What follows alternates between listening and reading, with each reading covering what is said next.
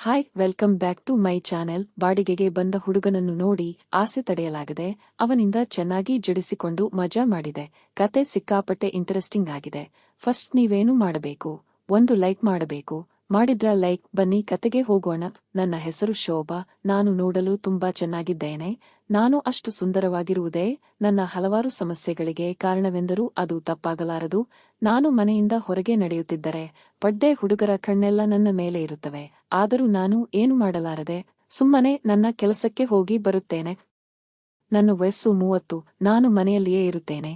ನನ್ನ ಗಂಡ ಒಂದು ಪ್ರೈವೇಟ್ ಕಂಪನಿಯಲ್ಲಿ ಕೆಲಸ ಮಾಡುತ್ತಾರೆ. ಅವರು ಬೆಳಗ್ಗೆಯಿಂದ ಸಂಜೆಯವರೆಗೆ ಕೆಲಸ ಎಂದೇ ಸಮಯ ಕಳೆಯುತ್ತಾರೆ. ನನಗೆ ಬೇಕಾದದ್ದನ್ನು ಅವರು ತಂದುಕೊಡುತ್ತಾರೆ. ಆದರೆ ನನಗೆ ಮಾತ್ರ ಅಗತ್ಯವಿದ್ದಿದ್ದೇ ಸಿಗುತ್ತಿಲ್ಲ ಅನ್ನಿಸುತ್ತಿದೆ. ನಮ್ಮ ಮನೆಯ ಮೇಲಿನ ಒಂದು ರೂಮ್ ಖಾಲಿಯಾಗಿತ್ತು. ಅದನ್ನು ಬಾಡಿಗೆಗೆ ಕೊಡಬೇಕು ಎಂದು ರೂಮ್ ಫಾರ್ ಟು ಲೇಟ್ ಎಂದು ಬೋರ್ಡ್ ಹಾಕಿಸಿದ್ದೆ. ಒಂದು ದಿನ ಒಬ್ಬ ಯುವಕ ಬಂದು ಈ ರೂಮ್ ಬಾಡಿಗೆಗೆ ಇದೆ ಎಂದು ಕೇಳಿದ. ನಾನು ಅವನನ್ನು ನೋಡಿ ಆಶ್ಚರ್ಯಗೊಂಡೆ. ವಾ, ಇವನು ಸಿನಿಮಾ ಹೀರೋ ತರ ಕಾಣುತ್ತಾನೆ. ನಾನು ಅವನಿಗೆ ನೀನು ಏನು ಕೆಲಸ ಮಾಡ್ತೀಯಾ ಎಂದು ಕೇಳಿದೆ. ಅವನು ಇಂಜಿನಿಯರಿಂಗ್ ಫೈನಲ್ ಇಯರ್ ಓದುತ್ತಿದ್ದೇನೆ ಎಂದ. ನಾನು ಅವನ ಹೆಸರನ್ನು ಕೇಳಿದೆ. ಸೌರಭ್ ಎಂದು ಉತ್ತರಿಸಿದ. ಅವನು ತನ್ನ ಆಧಾರ್ ಕಾರ್ಡ್ ಜೆರಾಕ್ಸ್ ನನ್ನ ಕೈಗೆ ಕೊಟ್ಟ. ನಾನು ಸರಿ ಎಂದು ಹೇಳಿ ರೂಮ್ ಬಾಡಿಗೆಗೆ ಸಂಬಂಧಿಸಿದ ಕೆಲವು ಷರತ್ತುಗಳನ್ನು ಹೇಳಿದೆ. ಫ್ರೆಂಡ್ಗಳನ್ನು ಕರೆದುಕೊಂಡು ಬಂದು ರೂಮು ಗಲೀಜು ಮಾಡಬಾರದು ಎಂದು ಹೇಳಿದಾಗ ಅವನು ಎಲ್ಲದಕ್ಕೂ ಓಕೆ ಎಂದು ತಲೆ ತಗ್ಗಿಸಿಕೊಂಡು ಒಪ್ಪಿಕೊಂಡ. ಅವನ ನಡವಳಿಕೆಯಲ್ಲಿ ಇವನಿಗೆ ಇನ್ನು ಜೀವನದ ಪಾಠ ಕಲಿಸಬೇಕು ಎಂಬ ಭಾವನೆ ನನಗಾಯಿತು. ಹಾಗಾಗಿ ನಾನು ಅವನಿಗೆ ರೂಮ್ ಬಾಡಿಗೆ ಕೊಟ್ಟುಬಿಟ್ಟೆ. ಸಂಜನ ಗಂಡ ಮನೆಗೆ ಬಂದು ಮೇಲಿನ ರೂಮ್ ಬಾಡಿಗೆಗೆ ಕೊಟ್ಟಿದ್ದೀಯಾ ಎಂದು ಕೇಳಿದರು. ಯಾಕೆಂದರೆ ನಾನು ಮನೆಯ ಮುಂದೆ ದಿನ ಬೋರ್ಡ್ ತೆಗೆದು ಹಾಕಿದೆ. ಹೌದು, ಇಂಜಿನಿಯರಿಂಗ್ ಫೈನಲ್ ಇಯರ್ ಹುಡುಗನಿಗೆ ಕೊಟ್ಟಿದ್ದೇನೆ ಎಂದೆ. ಅದಕ್ಕವರು ಸರಿಬಿಡು ಎಂದು ಹೇಳಿದರು. ನಾನು ಸೌರಭನಿಂದ ಪಡೆದ ಅಡ್ವಾನ್ಸ್ ಹಣವನ್ನು ಗಂಡನ ಕೈಗೆ ಕೊಟ್ಟೆ. ನಂತರ ನಾನು ಅಡುಗೆ ಮಾಡಿ ಗಂಡನಿಗೆ ಊಟ ಬಡಿಸಿದೆ. ಊಟದ ನಂತರ ಅವರು ಯಾವಾಗಲೂ ಮಾಡುವ ಕೆಲಸ ಮುಗಿಸಿ ನಿಧಾನವಾಗಿ ಹಾಸಿಗೆಯಲ್ಲಿ ಮಲಗಿದರು. ನಾನು ಆಶ್ಚರ್ಯದಿಂದ ಏನ್ರಿ ಇಷ್ಟು ಬೇಗನ ಅಂತ ಕೇಳಿದೆ. ಅವರು ಅದಕ್ಕೆ ಬೆಳಗ್ಗೆ ಆಫೀಸ್ ಹೋಗಬೇಕು ಅದಕ್ಕೆ ಎಂದು ಮಲಗಿದರು. ನಾನು ದಿನ ನಿಮ್ಮದು ಇದೇ ಗೋಳ ಆಯಿತು ನೋಡಿ ಎಂದು ಸುಮ್ಮನೆ ಮಲಗಿದೆ. ಬೆಳಗ್ಗೆ ಎದ್ದು ಬೇಗನೆ ಟಿಫನ್ ಮಾಡಿದೆ. ಅವರು ಕೆಲಸಕ್ಕೆ ಹೋದರು. ನಾನು ಫ್ರೆಶ್ ಆಗಿ ಸ್ನಾನ ಮಾಡಿಕೊಂಡು ಟಿವಿ ನೋಡ್ತಾ ಕುಳಿತಿದ್ದೆ. Gate sound ಏತು. ಯಾರು ಎಂದು ನೋಡಲು ಹೊರಗೆ ಬಂದಾಗ ಸೌರಭ ಬಾಗಿಲು ಬಳಿ ಬಂದು ತನ್ನ ಬೈಕ್ನಿಂದ ಹಿಡಿದು ಬ್ಯಾಗ್ ತೆಗೆದುಕೊಂಡು ಒಳಗೆ ಬಂದ. ಅವನು ನನ್ನನ್ನು ನೋಡುತ್ತಾ ಗುಡ್ ಮಾರ್ನಿಂಗ್ ಆಂಟಿ ಎಂದು ಹೇಳಿದ. ನಾನು ಹೇ ವೆರಿ ಗುಡ್ ಮಾರ್ನಿಂಗ್ ಎಂದು ಹೇಳಿದೆ. ಅವನು ತಿಂಡಿ ಆಯ್ತಾ ಆಂಟಿ ಎಂದು ಕೇಳಿದ. ನಾನು ಆಯ್ತು, ನಿನ್ನದು ಆಯ್ತಾ ಎಂದು ಕೇಳಿದೆ. ನೆನ್ನೆ ಬಂದಾಗ ಎಷ್ಟು ಸೈಲೆಂಟ್ ಆಗಿದ್ದವನು ಇವತ್ತೇನು ಎಷ್ಟು ಚೆನ್ನಾಗಿ ಮಾತಾಡ್ತಾನೆ ಅಬ್ಬಬ್ಬ ಎಂದು ಮನಸ್ಸಿನಲ್ಲಿಯೇ ಅಂದುಕೊಂಡೆ. ನಂತರ ಅವನು ಅವಸರದಲ್ಲಿ ಕಾಲೇಜಿಗೆ ಹೋಗಬೇಕು ಎಂದು ತನ್ನ ಬೈಕ್ ತೆಗೆದುಕೊಂಡು ಹೊರಟು ಹೋದ. ನಾನು ಮನೆಯ ಒಳಗೆ ಬಂದು ಬಾಗಿಲು ಹಾಕಿ ಟಿವಿಯಲ್ಲಿ ಬರುತ್ತಿದ್ದ ಹಾಡು ಕೇಳುತ್ತಾ ಆ ಕೆಲಸ ಮಾಡಿಕೊಂಡು ಸುಮ್ಮನೆ ಮಲಗಿದೆ. ಮಧ್ಯಾಹ್ನ ಎದ್ದು ಅನ್ನ ಸಾಂಬಾರ್ ಮಾಡಿಕೊಂಡು ಊಟ ಮಾಡಿದೆ. ಸಂಜೆ ಆಯಿತು. ನನ್ನ ಗಂಡ ಬಂದರು. ಮೇಲಿನ ಕೋಣೆಗೆ ಹೋಗಿ ಸೌರಭನನ್ನು ಪರಿಚಯ ಮಾಡಿಕೊಂಡು ಬಂದರು. ನಾನು ಸುಮ್ಮನೆ ಇದ್ದೆ. ಅವನ ಬಗ್ಗೆ ಏನು ಹೇಳಲು ಹೋಗಲಿಲ್ಲ. ಮೊದಲೇ ಇವರು ಒಂಥರ ಸ್ವಭಾವದವರು. ಅಂಥದ್ದರಲ್ಲಿ ಏನಾದರೂ ಅವನ ಬಗ್ಗೆ ಕೇಳಿದರೆ ಏನೇನೋ ಮಾತಾಡಿ ಸುಮ್ಮನೆ ಯಾಕೆ ತೊಂದರೆ ಎಂದುಕೊಂಡು ಟೀ ಮಾಡಿಕೊಟ್ಟೆ. ಹೀಗೆ ದಿನಗಳು ಉರುಳಿದಂತೆ ಸೌರಭ್ ನನ್ನ ಜೊತೆ ಜಾಸ್ತಿ ಮಾತಾಡೋಕೆ ಸ್ಟಾರ್ಟ್ ಮಾಡಿದ್ದ. ನಾನು ಕೂಡ ಅದನ್ನೇ ಬಯಸುತ್ತಿದ್ದೆ. ಯಾವಾಗ ಆ ಕ್ಷಣಕ್ಕೆ ಇಳಿಯಬೇಕು ಎಂದು ಚಿಂತಿಸುತ್ತಿದ್ದೆ. ಮನೆಯ ಮುಂದೆ ನಾನು ಕಸಗುಡಿಸಿ ರಂಗೋಲಿ ಹಾಕುವಾಗ, ಬಟ್ಟೆ ತೊಳೆಯುವಾಗ ಅವನು ಕೆಳಗೆ ಬಂದು ನನ್ನ ಜೊತೆ ಮಾತನಾಡುತ್ತಾ ನಿಲ್ಲುತ್ತಿದ್ದ. ನನಗೆ ಅವನ ದೃಷ್ಟಿಕೋನ ಮತ್ತು ಉದ್ದೇಶ ಸಂಪೂರ್ಣವಾಗಿ ತಿಳಿದಿತ್ತು. ನಾನು ಕೂಡ ಏನು ಗೊತ್ತಿಲ್ಲದಂತೆ ಇರುತ್ತಿದ್ದೆ. ಪಾಪ ಅವನಿಗೂ ಆಸೆ ಇರುತ್ತದೆ. ಈ ಚಂದದ ಹಣ್ಣುಗಳನ್ನು ತಿನ್ನದೆ ಬಿಡುವುದಿಲ್ಲ ಅಲ್ಲವೇ? ಯಾರೇ ಆದರೂ ಉಪ್ಪು ಹುಳಿ ಖಾರ ತಿಂದಿರುತ್ತಾರೆ ಎಂದು ತಲೆ ಕೆಡಿಸಿಕೊಳ್ಳಲಿಲ್ಲ. ಒಂದು ದಿನ ನಾನು ನಮ್ಮ ಎದುರಿನ ಮನೆಗೆ ಒಂದು ಸಮಾರಂಭಕ್ಕೆ ಹೋಗಿದ್ದೆ.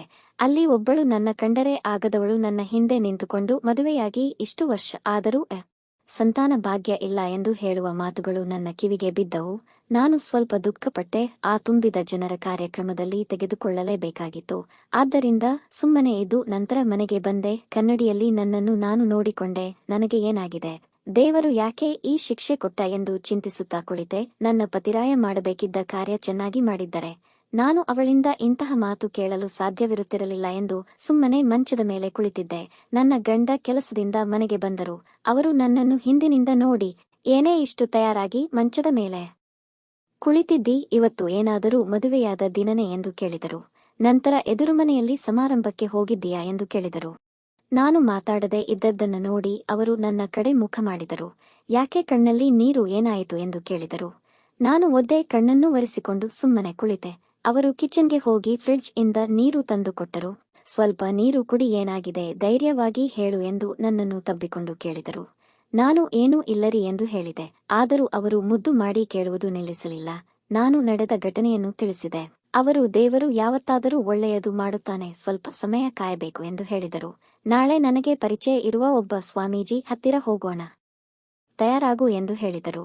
ನಾನು ಸ್ವಾಮೀಜಿ ಗೀಮೀಜಿ ಹತ್ತಿರ ನಾನು ಬರುವುದಿಲ್ಲ ಎಂದು ಹೇಳಿದೆ. ಅದಕ್ಕವರು ಸರಿ ಬಿಡೆ, ನೀನೆಂದು ನನ್ನ ಮಾತು ಕೇಳಿದ್ದೀಯಾ ಎಂದು ಸಿಟ್ಟಿನಿಂದ ಹೊರಗೆ ಹೋದರು. ನನಗೆ ಸ್ವಾಮೀಜಿಗಳ ಬಗ್ಗೆ ಯಾವುದೇ ನಂಬಿಕೆ ಇಲ್ಲ, ಅದರಲ್ಲೂ ನಮ್ಮ ಪ್ರಯತ್ನವನ್ನು ನಾವು ಸರಿಯಾಗಿ ಮಾಡದಿದ್ದರೆ ಯಾರು ತಾನೇ ಏನು ಸಹಾಯ ಮಾಡೋಕೆ ಸಾಧ್ಯ ಅಂತ ನನಗೆ ಅನಿಸುತ್ತಿತ್ತು. ಮರುದಿನ ಬೆಳಗ್ಗೆ ಎದ್ದೇಳುವಾಗ ಸಮಯ 7 ಗಂಟೆ ಆಗಿತ್ತು. ಅವರು ನೋಡಿದರೆ ಯಾಕೋ ಅವತ್ತು ಬೇಗ ಎದ್ದು ಕೆಲಸಕ್ಕೆ ಹೋಗಿದ್ದರು.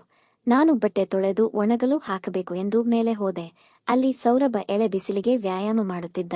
ಅವನನ್ನು ನೋಡಿದೆ. ಅಬ್ಬಬ್ಬಾ, ಅರ್ಧ ತೋಳಿನ ಹಂಗಿ ಶಾರ್ಟ್ ಹಾಕಿಕೊಂಡು ಆತ ವ್ಯಾಯಾಮ ಮಾಡುತ್ತಾ ಇದ್ದರೆ ನಾನು ನೋಡುತ್ತಾ ಬಟ್ಟೆಗಳನ್ನು ಹೊಣೆಗೆ ಹಾಕಿದೆ. ಅವನು ಗುಡ್ ಮಾರ್ನಿಂಗ್ ಆಂಟಿ ಎಂದು ಹೇಳಿದ. ನಾನು ಕೂಡ ಗುಡ್ ಮಾರ್ನಿಂಗ್ ಹೇಳಿ, ಏನೋ ವ್ಯಾಯಾಮ ಫುಲ್ಲು ಜೋರ ಇದೆ ಎಂದು ಕೇಳಿದೆ. ಅವನು ಜೋರೇನಿಲ್ಲ ಆಂಟಿ, ಸುಮ್ಮನೆ ತಕ್ಕ ಮಟ್ಟಿಗೆ ಮಾಡ್ತಾ ಇದ್ದೀನಿ, ಫೈನಲ್ ಎಕ್ಸಾಮ್ ಮುಗಿದ ನಂತರ ಜಿಮ್ಗೆ ಹೋಗ್ತೀನಿ ಎಂದು ಹೇಳಿದ. ಜಿಮ್ಗೆ ಹೋಗದೇನೆ ಹೀಗಿದೆ, ಇನ್ನು ಜಿಮ್ಗೆ ಸೇರಿಕೊಂಡರೆ ಕತೆ ಮುಗಿದು ಬಿಡಪ್ಪ ಎಂದು ಹೇಳಿ ಕೆಳಗೆ ಬಂದೆ. ಅವನು ಕಾಲೇಜಿಗೆ ಹೋಗದೆ ರೂಮಿನಲ್ಲಿಯೇ ಓದುತ್ತಿದ್ದ. ನಾನು ತಿಂಡಿ ಮಾಡಿದೆ. ನಮ್ಮ ಯಜಮಾನರು ಬೇರೆ ಕೆಲಸಕ್ಕೆ ಬೇಗ ಹೋಗಿದ್ದರು. ಹೀಗಾಗಿ ಸ್ವಲ್ಪ ತಿಂಡಿ ಜಾಸ್ತಿ ಉಳಿದುಕೊಂಡಿತ್ತು. ನಾನು ಅದನ್ನು ತೆಗೆದುಕೊಂಡು ಮೇಲೆ ಹೋಗಿ ಅವನಿಗೆ ಕೊಟ್ಟೆ. ಅದಕ್ಕೆ ಅವನು ಹೇ ಥ್ಯಾಂಕ್ಸ್ ಆಂಟಿ, ತಿಂಡಿ ಸೂಪರ್ ಆಗಿದೆ, ನಿಮ್ಮ ತರ ಅಂತ ಹೇಳಿದ. ನಾನು ಅವನಿಗೆ ಏನು ನನ್ನ ತರ ಎಂದು ಜೋರಾಗಿ ಕೇಳಿದೆ. ಅವನು ಹೂ ಆಂಟಿ, ತಿಂಡಿ ಕೊಟ್ಟಿದ್ದಕ್ಕೆ ಇನ್ನೊಮ್ಮೆ ಥ್ಯಾಂಕ್ಸ್ ಎಂದು ಹೇಳಿದ. ಹೇ ನೀನು ತುಂಬಾ ಚಾಲಾಕಿ ಇದ್ದೀಯ ಕಣು, ಮೊದಲ ದಿನ ನೀನು ಸುಮ್ಮನೆ ತಲೆ ತಗ್ಗಿಸಿ ನಿಂತಿದ್ದೆ, ಇವತ್ತು ತಲೆ ಎತ್ತಿ ಅಲ್ಲಿಗೆ ನೋಡ್ತಾ ಇದ್ದೀಯಾ, ನೀನು ಸಾಮಾನ್ಯದವನಲ್ಲ ಎಂದು ಹೇಳಿದೆ. ಹೀಗೆ ಅವನು ನನ್ನ ಜೊತೆ ನನಗೆ ಗೊತ್ತಿಲ್ಲದಂತೆ ತುಂಬಾ ಹತ್ತಿರವಾಗಿ ಬಿಟ್ಟ. ನಾನು ಕೂಡ ಮನೆಯಲ್ಲಿ ಒಬ್ಬಳೇ ಇರುತ್ತಿದ್ದರಿಂದ ಅವನ ಜೊತೆ ಸ್ವಲ್ಪ ಹರಟೆ ಹೊಡೆಯುತ್ತಿದ್ದೆ. ಒಂದು ದಿನ ನಾನು ಬ್ಯಾಂಕಿಗೆ ಹೊರಟಿದ್ದೆ. ನಮ್ಮ ಯಜಮಾನರು ಬೈಕ್ ಮೇಲೆ ಕರೆದುಕೊಂಡು ಹೋಗಿ ಎಂದರೆ ಕೆಲಸ ಇದೆ ಎಂದು ಹೊರಟು ಹೋದರು. ನಾನು ಸೀರೆ ತೊಟ್ಟು ಮುಖಕ್ಕೆ ಮಾಸ್ಕ್ ಹಾಕಿಕೊಂಡು ಹೊರಗೆ ಹೋಗ್ತಾ ಇದ್ದೆ. ಆಗ ಸೌರಭ್ ಕೂಡ ಎಲ್ಲಿಗೋ ಹೊರಟಿದ್ದ. ನನಗೆ ಅವನು ಎಲ್ಲಿಗೋ ಹೊರಟಂತೆ ಕಾಣುತ್ತಿದೆ ಎಂದು ಕೇಳಿದ. ನಾನು ಬ್ಯಾಂಕ್ಗೆ ಹೋಗ್ತಾ ಇರೋದು ತಿಳಿಸಿದೆ. ಅವನು ಅದೇ ರೂಟ್ನಲ್ಲಿ ಹೋಗ್ತಾ ಇದ್ದೀನಿ, ಬನ್ನಿ ಡ್ರಾಪ್ ಮಾಡ್ತೀನಿ ಎಂದು ಕೇಳಿದ. ನಾನು ಮೊದಲಿಗೆ ಬೇಡ ಎಂದರು. ನಂತರ ಅವನು ಕೇಳಿಕೊಂಡಿದ್ದಕ್ಕೆ ಬೈಕ್ ಹತ್ತಿದೆ. ದಾರಿಯಲ್ಲಿಯೇ ಅವನು ಬೇಕು ಎಂದೆ ಬ್ರೇಕ್ ಹಾಕುತ್ತಿದ್ದನು. ನಾನು ಗಮನಿಸುತ್ತಿದ್ದೆ, ಆದರೆ ಏನು ಹೇಳಲು ಹೋಗಲಿಲ್ಲ. ಬ್ಯಾಂಕ್ ಬಂದಿತ್ತು. ಅವನು ನನ್ನ ಇಳಿಸಿ ಬಾಯ ಆಂಟಿ ಎಂದು ಮುಗುಳು ನಗುತ್ತಾ ಹೊರಟು ಹೋದ. ಅವನ ಮುಗುಳು ನಗು ನೋಡಿ ನನಗೆ ನಗು ಬಂದಿತ್ತು. ಸ್ವಲ್ಪ ದಿನದ ನಂತರ ಅವನು ನೇರವಾಗಿ ಮಾತನಾಡಲು ಆರಂಭಿಸಿದ. ಆದರೂ ನಾನು ಸುಮ್ಮನಿದ್ದೆ. ಹೀಗೆ ಒಂದು ದಿನ ನಮ್ಮ ಯಜಮಾನರು 1 ವಾರ ಟ್ರೈನಿಂಗ್ ಇದೆ ಎಂದು ಹೊರಟು ನಿಂತರು. ನನಗೆ ಅವರು ನನ್ನನ್ನು ಒಬ್ಬಳೇ ಬಿಟ್ಟು ಹೋಗುವುದು ಇಷ್ಟವಿರಲಿಲ್ಲ. ಹೋಗಲೇಬೇಕಲ್ಲ ಎಂದು ಹೊರಟು ಹೋದರು. ಅವರಿಗೆ ಬಾಯ್ ಹೇಳಿದ ತಕ್ಷಣ ನಾನು ಟಿವಿ ನೋಡುತ್ತಾ ಕುಳಿತೆ. ಡೋರ್ ಬೆಲ್ಲ ಆಯಿತು. ಯಾರು ಎಂದು ನೋಡಿದರೆ ಸೌರಭ. ಓ ನೀನಾ, ಏನು ಸುದ್ದಿ ಅಂತ ಕೇಳಿದೆ. ಅವನು ಮನೆ ಬಾಡಿಗೆ ತಗೊಳ್ಳಿ ಎಂದು ಹಣ ಕೈಯಲ್ಲಿಟ್ಟ. ಕೈ ಟಚ್ ಆಯಿತು. ನನಗೆ ಒಂದು ಕ್ಷಣ ಏನೇನೋ ಕನಸುಗಳು ಬಂದು ಹೋದವು. ಆದರೂ ನಾನು ಹಣ ತೆಗೆದುಕೊಂಡು ಸರಿ ಎಂದು ಹೇಳಿದೆ. ಅವನು ಮೇಲೆ ಹೋದ. ಅವನು ಹಣ ಕೊಡುವಾಗ ಅಲ್ಲಿಗೆ ನೋಡುತ್ತಿದ್ದದ್ದು ನನ್ನ ನೆನಪಿಗೆ ಬಂದಿತ್ತು. ಆದರೂ ನಾನು ಏನು ಮಾಡೋದು, ಇವಾಗೆಲ್ಲ ಇದೆಲ್ಲ ಬೇಡ ಎಂದು ಸುಮ್ಮನಾದೆ. ಸಂಜನಾ ಯಜಮಾನರ ಜೊತೆ ಫೋನಿನಲ್ಲಿ ಮಾತನಾಡುತ್ತಿದ್ದೆ. ಮೇಲೆ ಹೊರಟು ಬಂದೆ. ಸೌರಭ್ ಮೊಬೈಲ್ನಲ್ಲಿ ಏನೋ ನೋಡುತ್ತಾ. ನಾನು ಫೋನ್ನಲ್ಲಿ ಮಾತಾಡಿ ಮುಗಿಸಿದ ತಕ್ಷಣ ಅವನು ಏನು ಅಂಕಲ್ ಟ್ರೈನಿಂಗ್ಗೆ ಹೋಗಿದ್ದಾರೆ ಎಂದು ಕೇಳಿದ. ನಾನು ಹೌದು ಸೌರಭ್ ಎಂದು ಹೇಳಿದೆ. ಅವನು ಫೋನ್ನಲ್ಲಿ ಮಾತನಾಡುವುದನ್ನೆಲ್ಲ ಕೇಳಿಸಿಕೊಂಡಿದ್ದೆ. ಯಾಕೆಂದರೆ ನಾನು ಕೂಡ ಬೇಕು ಎಂದೇ ಜೋರಾಗಿ ಮಾತನಾಡಿದ್ದೆ. ನಂತರ ಅವನ ಕಣ್ಣುಗಳು ನನ್ನಲ್ಲಿ ಏನನ್ನು ಹುಡುಕಲು ಬಂದವು. ನಾನು ಕೂಡ ಸುಮ್ಮನೆ ಮನೆ ನಿಂತಿದ್ದೆ. ಆದರೆ ಅದೆಲ್ಲ ಸರಿ ಅಲ್ಲ ಎಂದು ಕೆಳಗೆ ಬಂದುಬಿಟ್ಟೆ. ಅವನು ಇರಿ ಆಂಟಿ, ಏನವಸರ ಎಂದು ಕೇಳಿದ.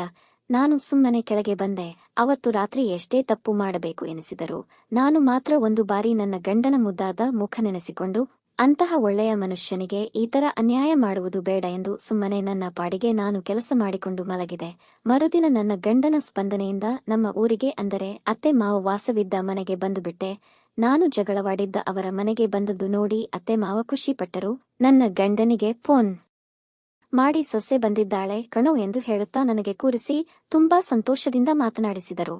ಇಂತಹ ಒಳ್ಳೆಯ ಅತ್ತೆ ಮಾವ, ಅಷ್ಟು ಚೆನ್ನಾಗಿ ಪ್ರೀತಿಸುವ ಗಂಡ ಇರುವಾಗ ಏನೇನೋ ಕೆಟ್ಟ ವಿಷಯಗಳಿಗೆ ಕೈಹಾಕಿ ಏನೇನೋ ಸಮಸ್ಯೆಗಳನ್ನು ಎದುರಿಸುವುದು ತಪ್ಪಾಗುತ್ತದೆ ಎಂದು ನನಗೆ ಸಂಪೂರ್ಣವಾಗಿ ಅರಿವಾಯಿತು. ಕತೆ ಇಲ್ಲಿಗೆ ಮುಗಿಯುತ್ತದೆ. ಕತೆ ಇಷ್ಟವಾಗಿದ್ರೆ ಲೈಕ್, ಶೇರ್, ಕಮೆಂಟ್ ಮಾಡೋದನ್ನು ಮರಿಬೇಡಿ. ಇಂತಹ ಇನ್ನಷ್ಟು ಇಂಟರೆಸ್ಟಿಂಗ್ ಕತೆಗಳಿಗಾಗಿ ನನ್ನ ಚಾನೆಲ್ನ ಸಬ್ಸ್ಕ್ರೈಬ್ ಮಾಡಿಕೊಳ್ಳಿ.